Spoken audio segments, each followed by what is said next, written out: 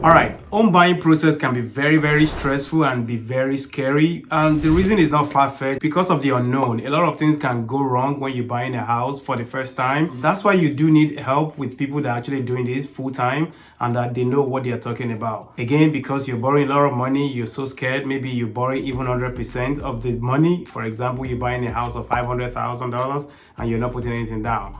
So all you're putting down as little as 5%. So you're borrowing 95% of that amount. So it can be very scary, and I get it. And that's why I'm going to be giving you 11 advice and warning that you should be aware of if you're trying to buy your house in this year for sure. Now, this is not going to be all those fluffy, go get your pre-approval, do this and do that. This is going to be the hardcore, keeping it real with you. So, hi, thank you for joining me again. My name is Wale Lawal. I am a new construction expert and a real estate agent here in the Houston, Texas market. If you're looking to buy or sell or just have any question about real estate, reach out to me and I would love to connect with you. Make sure to like this video and subscribe because I do put a lot of content out there and I don't want you to miss anything because these are valuable information that will definitely help you. So without further ado, let's get to number one. Number one is that you need to look out for yourself. I told you I'm not going to be fluffy about this. I'm going to keep it straight with you. Nobody cares about yourself more than yourself. That is, nobody care about you more than you. So you need to make sure that you truly want to buy a house. Don't let anybody pressure you into, hey, you need to buy a house this year. You need to do this year. You've been renting for 3 years. You've been renting for 5 years. If you're still renting and based on your own situation, it's just not the best time to buy a house, that is fine. You don't need to yield to any pressure to buy a house when you know you're not ready. That's very important. So look out for yourself is my number one. My number two would be that you do not need to maximize the entire amount a lender pre-approve you for. If you are pre-approved for $600,000 and based on your finances, based on your budget, you think you cannot afford more than a $3,000 monthly mortgage payment, then you don't need to buy at $600,000. You can buy at $500, $520, $510, $550, based on what you think your monthly affordability will be. So on your monthly budget, if you think you have housing expenses for $3,000, then don't go and buy a house that will put you at $4,000 monthly mortgage payment. That is not a way to go for it. Now, they can pre-approve you for any amount. To be honest, that thing is just a guide. It doesn't mean you have to strictly buy at that high point. You can always go below it, of course, but you cannot go above it. So that's my number two. Number three means that you do need to have your down payment ready. This is very important. Now, if you want to borrow down payment or you want to get a gift, those are fine. But if you're borrowing money or you getting a down payment to buy a property, if you don't have that, it could mean that you don't have that money in the first place. And if you don't have the as little as the down payment of 5% or 3%, then you're going to be stressing yourself trying to buy the house because now after you close, you will be responsible for paying that monthly mortgage payment. And if you fail to pay it, they give you 2-3 months, and after that they're going to foreclose on the house. So this is extremely important. If you know you are struggling to raise the down payment, maybe you should just wait for next year or 6 months or 8 months down the line to allow your finances to get better, and you can revisit the idea of buying a house. So that is very important. Number four is that you need to make sure the time is right. Yes, the time is right. The time has to be very right.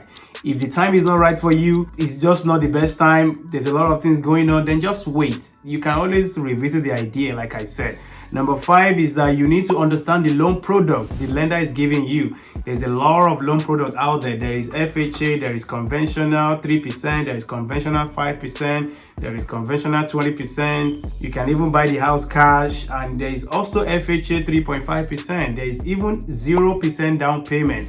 There is bank statements loan. There is a lot of all kind of loan out there.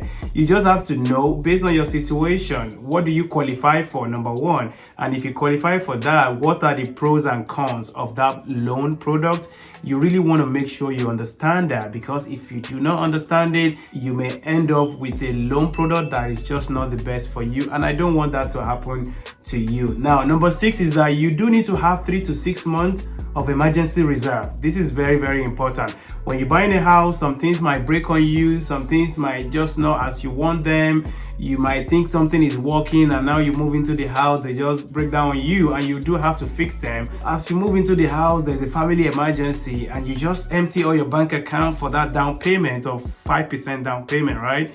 Then now you don't have any reserve to fix, those emergencies. So I don't recommend that at all. I recommend that you have 3 to 6 months of family emergency fund in a savings account where you don't have access to to withdraw it at anytime quickly. So that's what I would advise for you, because after buying a house, there are other little expenses that come with it, and I do not want you to stress yourself or strain yourself to actually make that happen. Now, number 7 is that you need a great realtor. Yes, a great realtor will be keeping it real with you like I'm doing right now, and they're going to connect you with a real estate mortgage lender, right? People that will borrow you the money to buy the house, because 90% of people that buy real estate, they don't buy them with their own cash. They usually go to the bank or to a mortgage broker, borrow the 95%, 90%, 80% of the value of the house so they can buy it. So your real estate agent should know what they're doing, should be very experienced, should be able to negotiate really hard for you.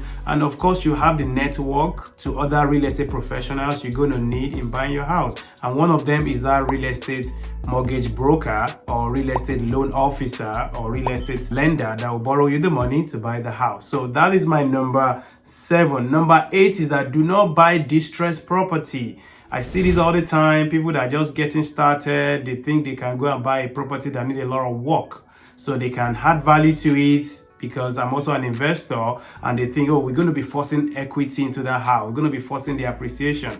While that sounds really good and very smart in theory, in practical, they can be very, very stressful, and they can be a potential money pit for you if you don't know what you're doing. Without any construction background, you don't have any investing experience, you don't have anybody to actually hold your hand and guide you through it, and you went to buy that house that has a foundation issue, roof issue, siding issue, termite issue. All these are issues that would definitely cost you money, a lot of money out of your pocket. And if you're not ready for that, or you don't have that risk tolerance, then that will be a problem for you, and I do not want that to happen. So run away from distressed property if you're a first-time home buyer. Now, number 9 is that don't chase that golden eggs. Now, golden egg simply means that expensive house or a very unique property. It might be very nice that everybody just wants it. If you're chasing the golden eggs, then everybody's chasing them as well. There is a high probability that you're going to overpay for that house, and there is a high probability that you just acting because you don't want to lose. You think you are competitive, I have to get that property. It shouldn't be like that. There's a lot of houses for you to see, and there's a lot of house for you to pick from. So if there's so much competition on a particular house, just move on to the next one, because you do not want to overpay for any property, especially this year that is currently a buyer's market. So don't do that. Don't do that. Please don't. Now, number 10 is that you need to buy a house with equity in the house. So equity simply means we are buying this house for $500,000, but you are appraised for $520,000. That's $20,000 equity once you close. Or you're buying this house for $1 million, now you're appraised for $1.1 million. Congratulations, you just have $100,000 in the equity from day one just by buying the house. So it is extremely important you look out for something like that. Now, you may not easily know if it's going to have equity, and the easier way to do that is go for new construction. If you go for new construction, they always have some equity in it. So most of the time they will appraise for more than what you're buying the house for. And that's why I advocate for new construction. So, and actually that takes me to my last one, which is new construction. Go for new construction for sure. It's new, it's safe, you'll be the first person living there. There's always a lot of incentives. The builder really want to work with you. Your real estate agent want to guide you through the process. It's just very easy and almost zero risk for you. Either you're buying it as your first home, or you're buying it as your second home, or you're buying it as an investment property. New construction are always a way to go. So again, my name is Wale Lawal. Comment below, let me know what part of this video you like. Let me know what you find really valuable, and let's connect, let's chat. My contact information, you can find it below, or you can easily shoot me a text message or call me here. I will see you on the next one. But before you go, make sure to like this video, subscribe to my channel, share it with anybody that will benefit from this, and I will gladly appreciate that. And you also help my, for other people to be able to see the video, and you never can tell who you are helping by sharing this video.